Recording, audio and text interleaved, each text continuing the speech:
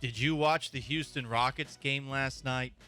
You probably didn't, which is honestly a you problem. You're not going to support Al Gowl, Vanessa Richardson, but it's neither here nor there. Guys, you missed something special. You missed a performance by the Rockets that we're going to be talking about for weeks, for months. It's the kind of game that you look at and think to yourself, this is the first building block. What this team was able to do last night against the Boston Celtics legitimately is a step in the right direction. And it's a huge step. I know what you're thinking right now. You're wondering, Paul, what happened? Did you see something akin to what Luka Doncic did with the Dallas Mavericks? Might have been more impressive, guys. And Luka had a 60, 20, and 10 night last night. The Houston Rockets showed the world that they are ready for prime time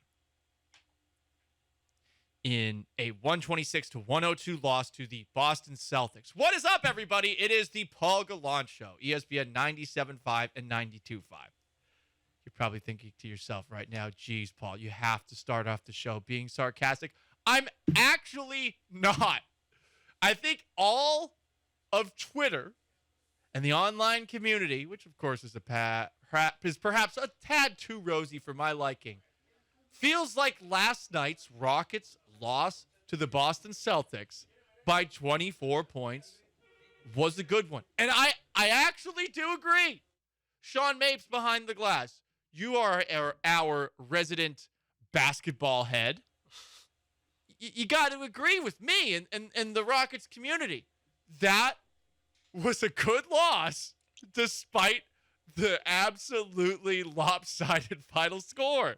Yeah, because every time that the Rockets were going around, you're like, wow, they're really doing this. They're only down 4.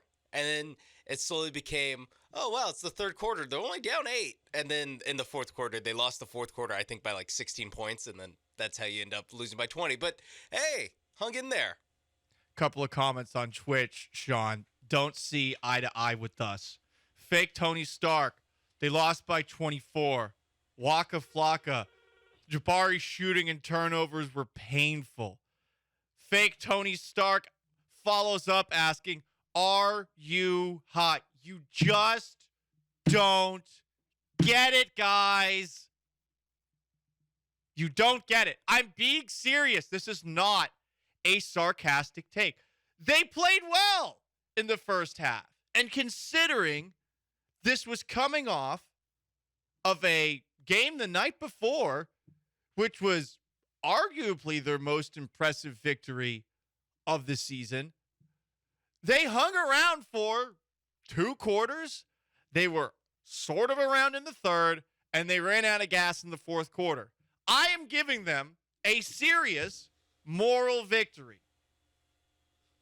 I mean, they were down just 1 right before halftime into those 2 Jabari Smith turnovers. Yeah, he had 2 in about a minute, and what could have been trailing by just 1 point at the break turned into a 7-point deficit, and they kept it at about that mark throughout the entirety of the third quarter. But we're talking about a game against the best team in basketball on a back-to-back. I actually thought you saw some things in that game to build off of. And look, Jabari Smith Jr., my God, looks like a small baby. This team, it's a bunch of babies. But, you know, there was a skit back in the day that was on Mad TV. It was a different way to go on dates. This wasn't Tinder or Bumble or any of the dating apps. This was your old school, here is a VHS tape of me, and you can call this number and go on a date with me. What was the title of this means to find love?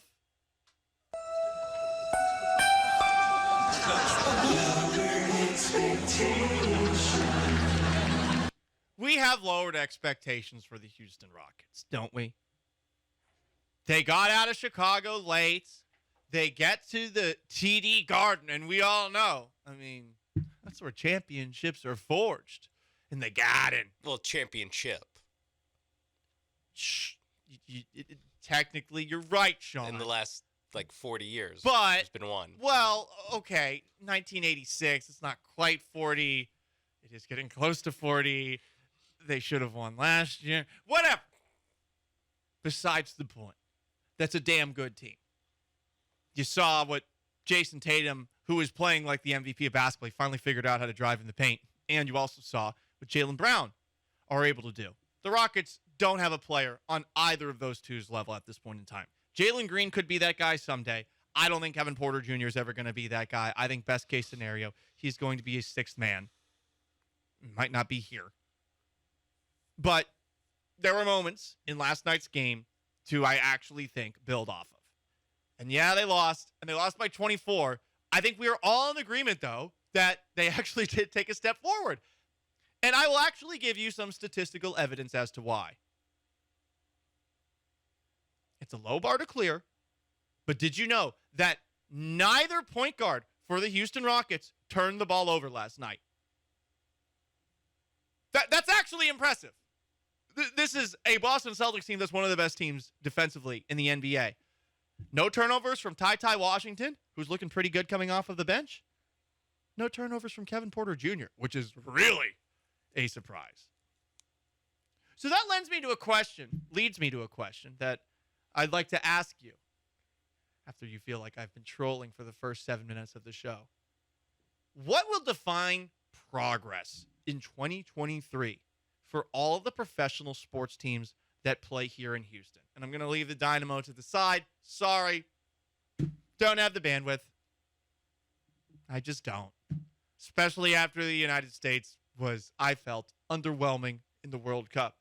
But they got past the group stage. Shut up. Stop. They still lost 3-1, and they looked completely outclassed by the Dutch.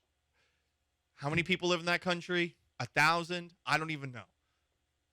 Before the city of Houston, the major professional sports teams, the Houston Astros, the Houston Rockets, and the Houston Texans. What will define progress next year? Let's start off with the Houston Astros, the team that matters in town. I actually have a couple, but 713-780-3776 to call or to text on the HRNP listener line. At Gallant Says on Twitter, at Sean A. Mapes on Twitter, at ESPN975 on Twitter, or join us in the Twitch chat, twitch.tv/ESPN975.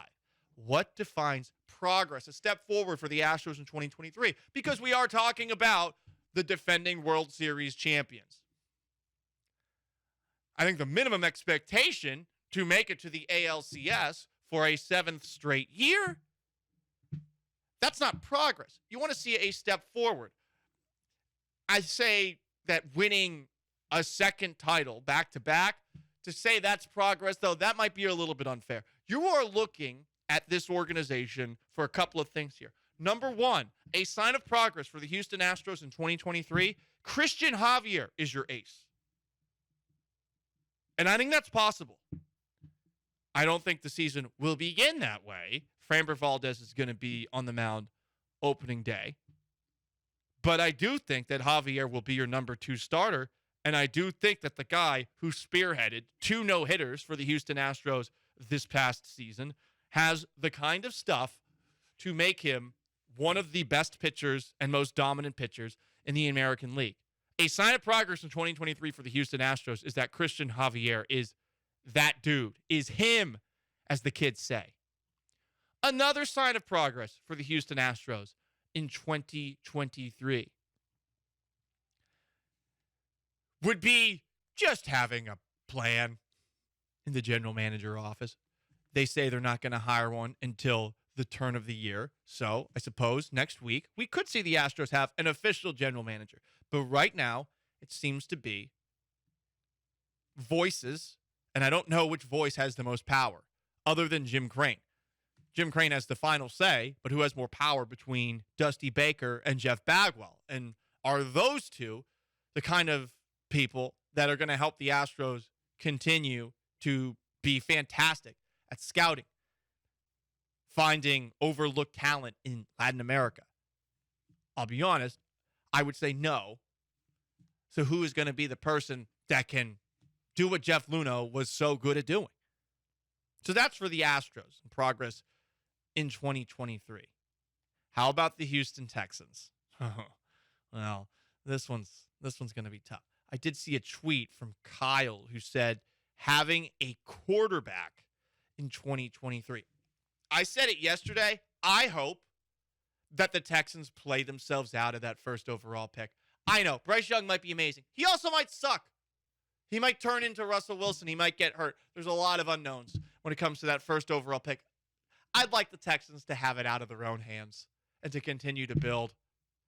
Yes, I will be bored and we will all be disinterested come next fall if the Texans don't have a young quarterback that you think is going to be here for a while. But I don't think that defines progress for them in 2023.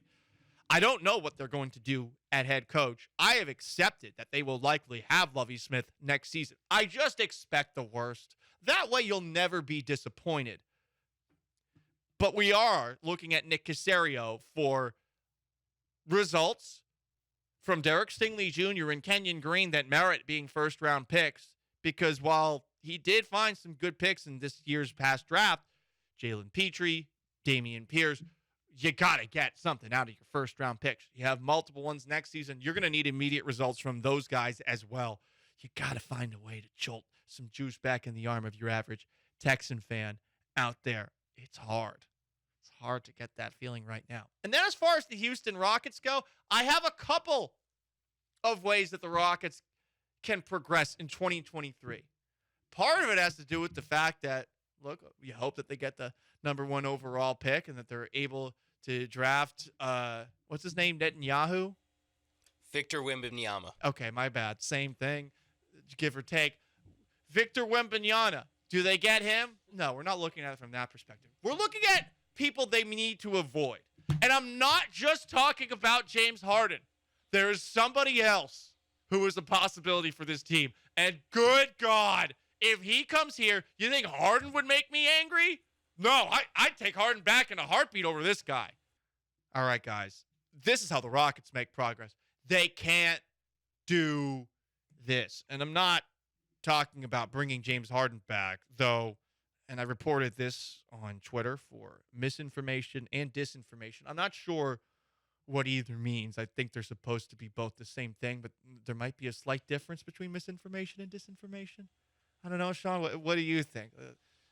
Misinformation is accidental. Disinformation is purposeful. Yeah, I don't know. I think that's the distinction, but I'll consult with Webster's. Okay, cool. We'll look up on UrbanDictionary.com, and that's where we found out the definition of Riz, which means, like, the ladies like you. James Harden in the last 3 games.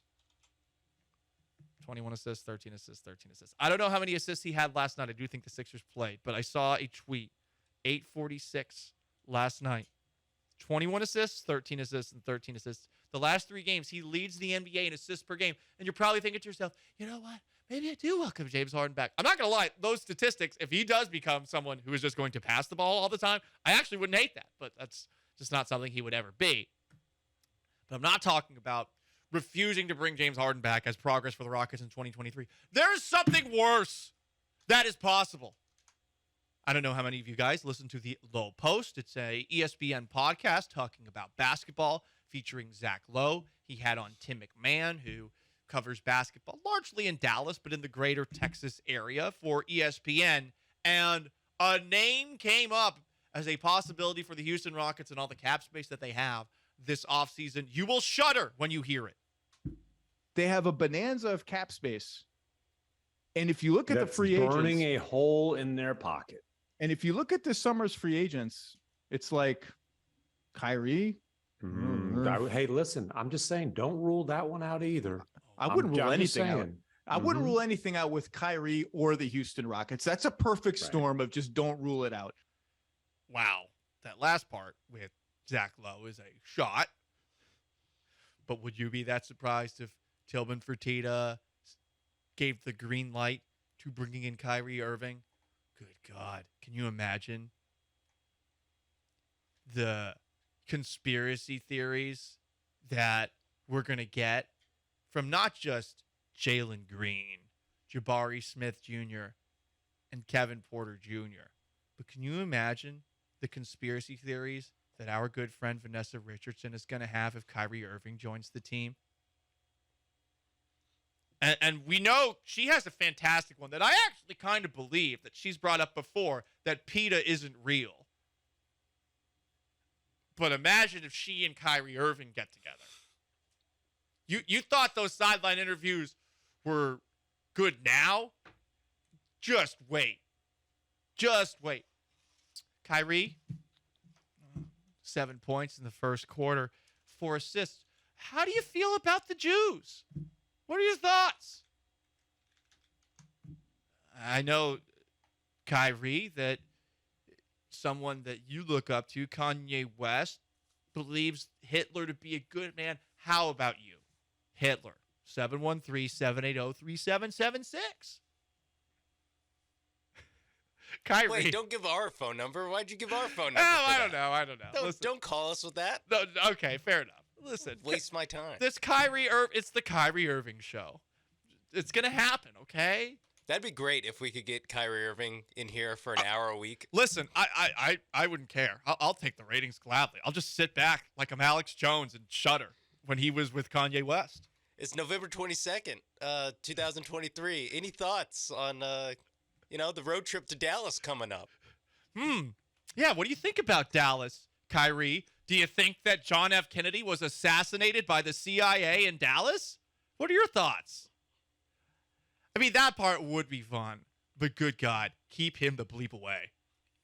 I'm sorry. I don't want the Houston Rockets to be full of players who believe that the earth is flat, that we've never been to the moon.